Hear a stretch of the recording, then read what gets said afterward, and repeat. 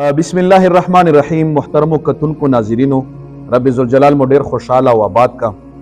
اکثر مسافرونه د مختلفو ځایونو رابطه کیم دي او هغه بار بار په واتس اپ باندې دا وایو هغه ملګري چې دا واوري ډیر به خوشاله شي چې زموږ روزګارونه ډیر خراب شوي دي او مسافر هم یو او بیروزګاري هم زیاته شوې ده.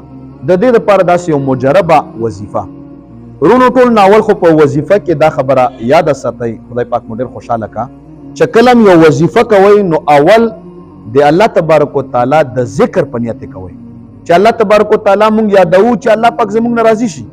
هر یو وظیفه په دغه نیت کول پکار دي.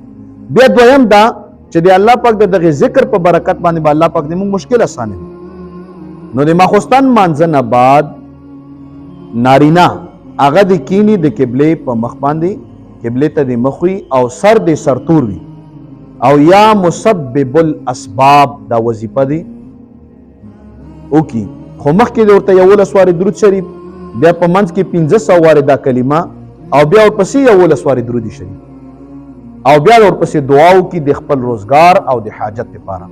ان شاء الله الله تبارک وتعالی به روزګار برابروي او دا وظیفه ته تاسو یقین وکړئ ملګرو، دا وظیفه ما ډیرو خلکو لور کړی دا او الله تبارک وتعالی د هغوی کار په برابر کړی او دا ما په خپله باندې علامه شاه احمد رضا خان رحمت الله تعالی علیه الرحمن هغه په خپل کتاب شمع شبستان رضا په هغې کې دا وظیفه را نقل کړې ده او ډیره مجربه ده. فایده ترې واخلئ نو نارینهو دپاره سرتور سر دی او زنانه چې کوي نو هغوی به چونکې سر پټ وي ځکه چې هغوی سر ښکاره کېدل چې دا عورت دی. الله تعالی زموږ تاسو له ډېرې خوشحالۍ راکړي.